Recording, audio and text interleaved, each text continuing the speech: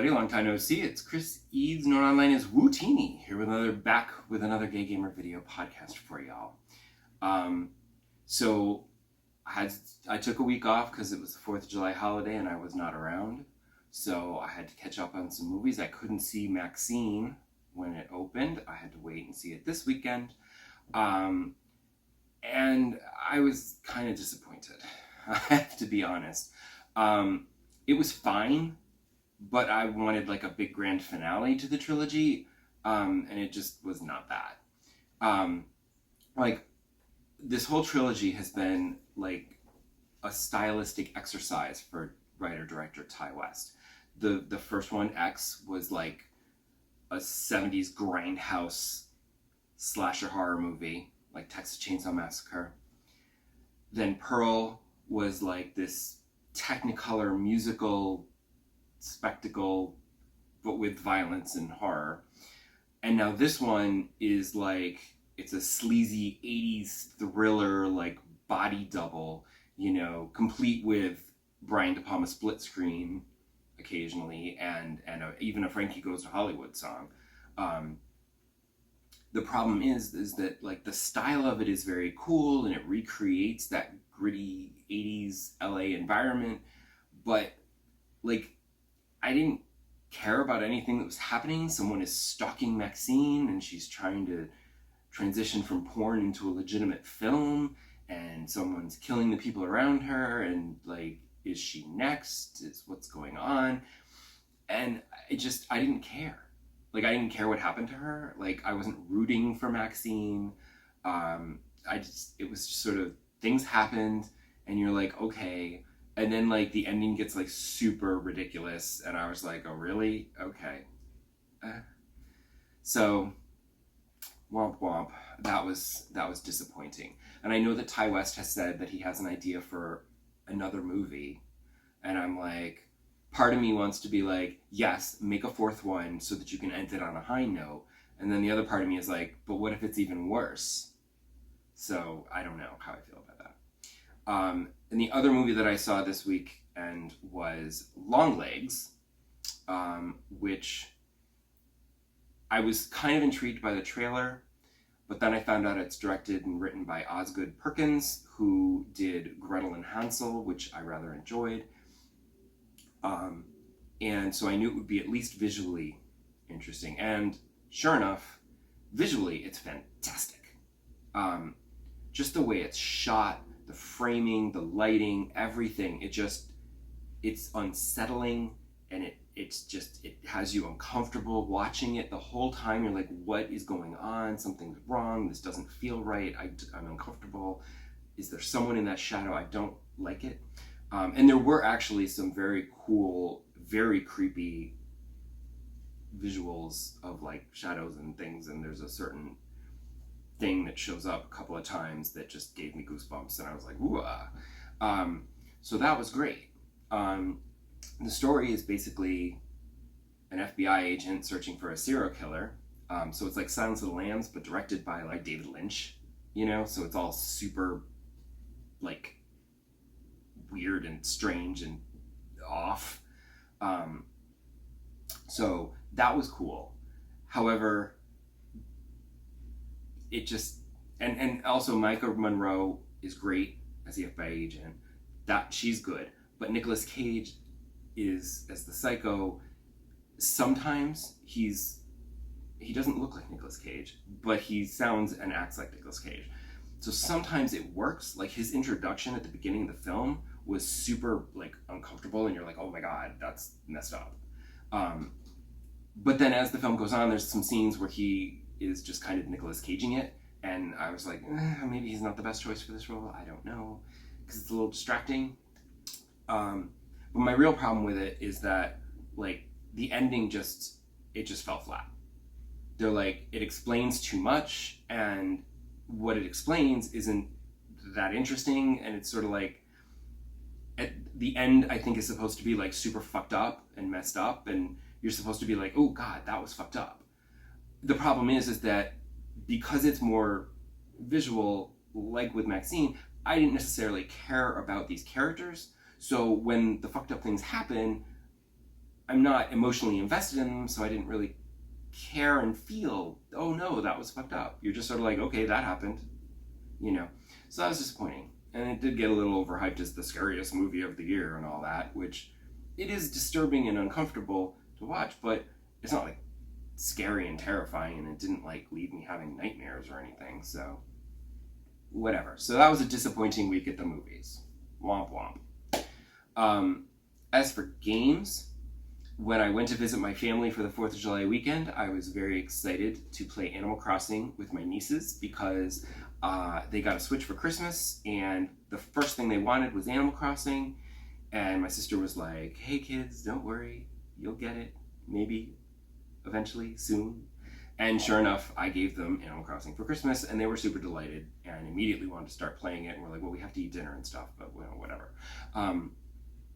So I was excited to, like, you know, visit their island and see their progress, and then have them come visit mine because they were able to get some fruits that they still didn't have. And of course I gave them like a bunch of bells. I was like, here's 100,000 bells, because I have more bells than I know what to do with, and they're just starting out. So I'm like, here, pay off a home loan or whatever, buy a bridge or stairs or whatever. So I was perfectly happy to throw money at them and give them some extra DIY recipes that I'd collected that I already had. And so that was really fun. And on the trip there and back, I was looking for something to just kill some time, and I was in the SNES app, and I was gonna play some more Mario Picross because that's good to pass time.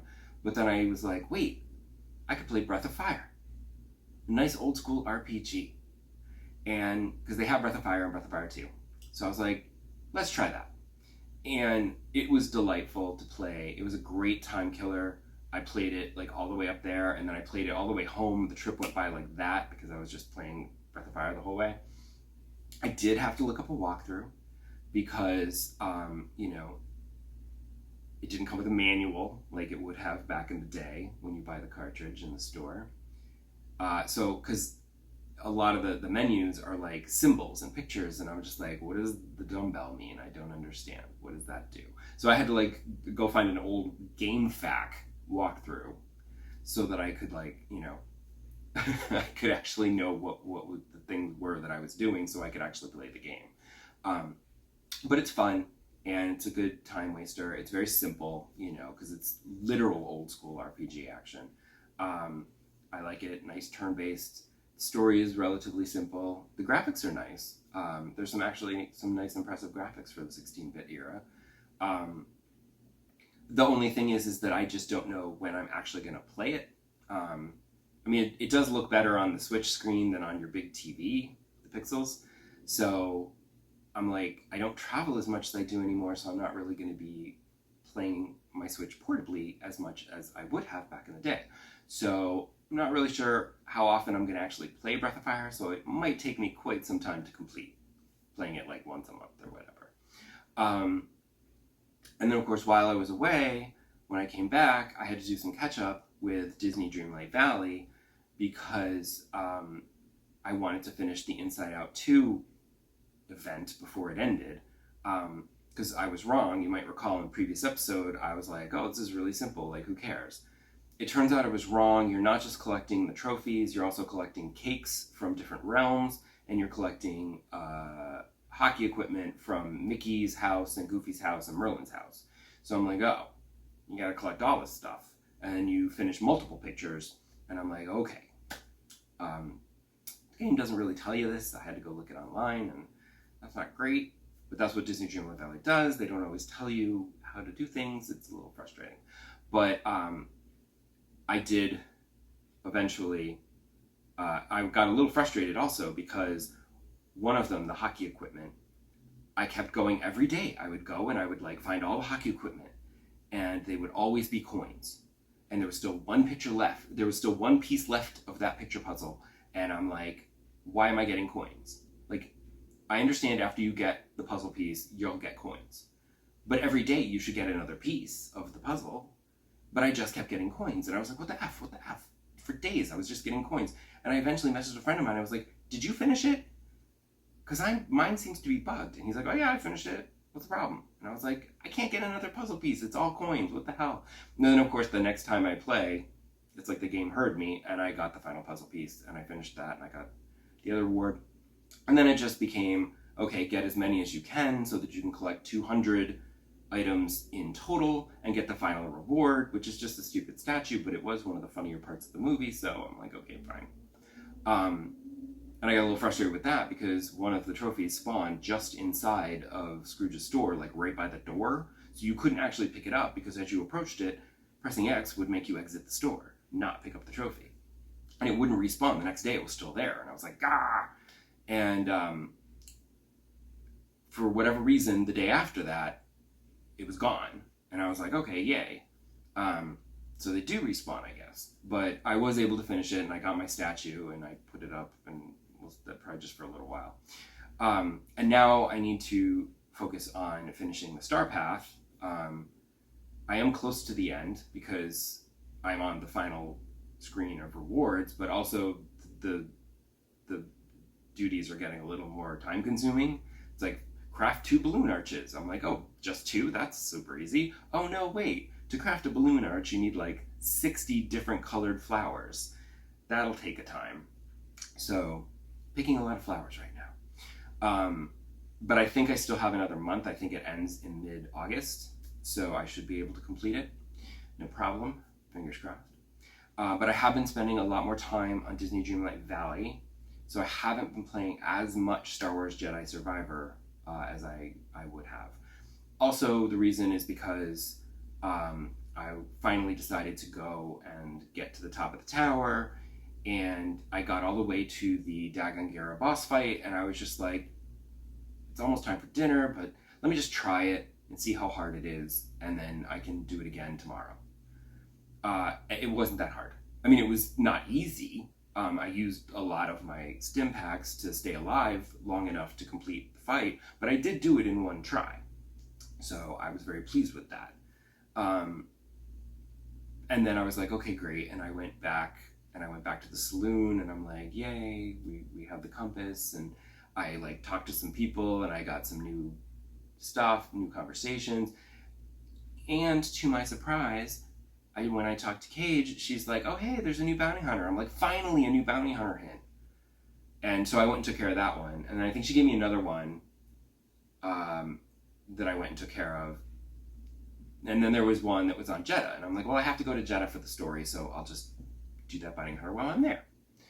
And I guess doing the story mission kind of sparked her to give me new bounty assignments. I guess I was just sort of stuck because I wasn't advancing the story. The problem is that once I went to Jeddah, that was, the story mission took over, and then there was a big betrayal, and then there was like another boss fight. There was this great, speeder bike chase scene that was very thrilling that I don't think you can fail because I hit a lot of obstacles and didn't fail. Then there was a boss fight, and I couldn't heal during the boss fight because I didn't have BD1 with me, and I was like, oh no. And then I died, and then I was like, oh shit. But there was a cinema. So there was like a little cinematic. And I was like, okay, so this is how it's supposed to happen. And Cal's obviously not really dead. And then the screen went black, and then it said respawn. And I was like, wait, am I not supposed to die during this fight? Because that seems like it's going to be really hard to not do. So I hit respawn, and I appreciate that the game like kind of tricked you with its thing, because it's like, you respawn as another character to continue telling the story while Cal is out of commission. Hopefully we come around to Cal again, because I hate when games do that and make you play as a different character at the end, because you've spent all this time playing as one character. Don't make me play as a different character I'm not invested in at the end. It kind of ruins the whole impact of the storyline and the game and the climax and all that.